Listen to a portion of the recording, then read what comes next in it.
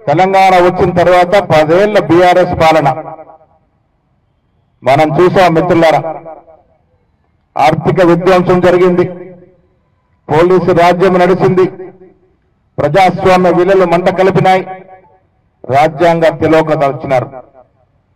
తుదకి 2023లో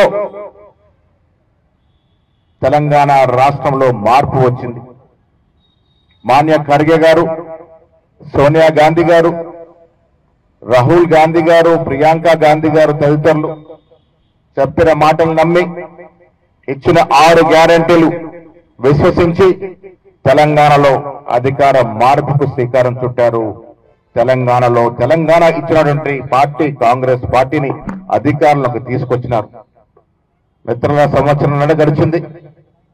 రాష్ట్ర ముఖ్యమంత్రికి యువకుడు రేవంత్ రెడ్డి గారు, డిప్యూటీ ముఖ్యమంత్రి బట్టి విక్రమార్క గారి సారథ్యంలో మంత్రివర్గ సభ్యులు, శాసనసభ్యులు, శాసన మండలి సభ్యులు, ఆ తర్వాత ఎన్నికల్లో గెలిచిన పార్లమెంట్ సభ్యులు, రాజ్యసభ సభ్యులందరూ కూడా తెలంగాణ పునర్నిర్మాణానికి కట్టుబడి ఉన్నారు. అభివృద్ధి, సంక్షేమం 2 కళ్ళలాగా ముందుకు సాగుతా ఉంది. తెలంగాణలోని కాంగ్రెస్ ప్రభుత్వం ఇవాళ దేశానికి దిక్సూచిగా మారింది, ఒక రోల్ మోడల్ గా మారింది. ఆనాడు ప్రారంభించిన మహిళలకి ఉచిత బస్సు ప్రయాణం నుండి ప్రతి కార్యక్రమం మహిళల కోసమే ప్రదర్శించబడతా ఉంది.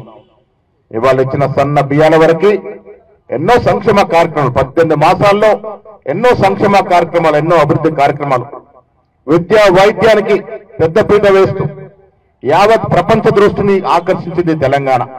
దాంట్లో కారణంగానే 1,75,000 కోట్ల విదేశీ పెట్టుబడులు ఈ సంవత్సరాల కాలంలో తెలంగాణకి రావడం జరిగింది. ఇది గొప్ప విజయం. సంక్షేమ పథకాలకు వచ్చినప్పుడు 500 రూపాయలకే మహిళా సోదరిమణులు తృప్తిపడే విధంగా గ్యాస్ సిలిండర్ ఇస్తా ఉన్నాము. 200 యూనిట్ లోపు విద్యుత్ కానుకుంటే ఇవాళ దాదాపు 50 లక్షల కుటుంబాలు ఆ లబ్ధిని పొందుతా ఉన్నాయి.